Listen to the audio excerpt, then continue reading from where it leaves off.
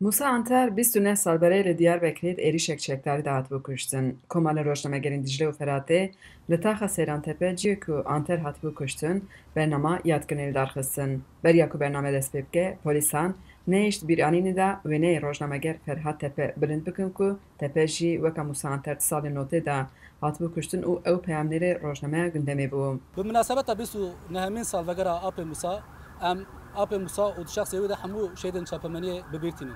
Seroka Komaleya Rojnamegerên Dicle û Feratê Dicle Miftûoğlu destnîşan kir armanca kuştina Musa Anter bêdengkirina heqîqetê bû û îro jî hezaran şopdarî wî hene. Onu katleden zihniyet Yên ku apê Musa kuştin, xwestin rastiya gelê Kurd qetil bikin, ya azad bêdeng bikin. Lê piştî 29 salan îro em rojnamevan li vir in û em nîşan didin ku xwesteka wan bi cih nehat. Parlamenter Saliha Aydeniz jî armanca kuştina Anter wiha xand.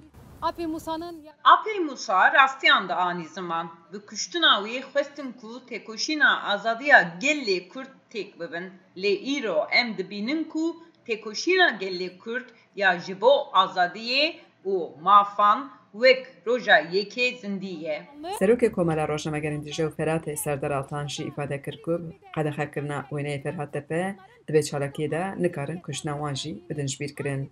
حقیقت نایج بیر کرن حقیقت نای وندا کرن و هر وها شوبداری وی تجار دف جه دوزاخه برنادن ایرو دما امهات نوی دری رهواله کیمه شهید کیمه چاپمنی فرهاد تپه وینه وی هاتی قدخه کرن ام جنزان هر سال ما تانیا هر سال ما دیگر تالی بله ایروج مرد بیجن کو فرهاد تپه گرک الورد تنبه لی بله اون وی آوی به وان کریارا اون کارن فرهاد تپه بدن جبیر کرن آنجی به در نخستنا وینه وی اون کارن فکر و رامانی واندا بکن. Serokê HDP Amedê Zeya Ceylan jî got bi kuştina Musa Anter xwestin heqîqeta qetil bikin. شخصیت آپ موسی دا حقیقت کی قتل بکن کیجا حقیقت بو حقیقت لگرینا آزادی بو حقیقت لگرینا آشتی بو حقیقت لگرینا چاپمنیا آزاد و کتکارین چاپمنیا آزاد بو ایرو ام روجا میا ایروین مزد کن آپ موسی کی قتل کرن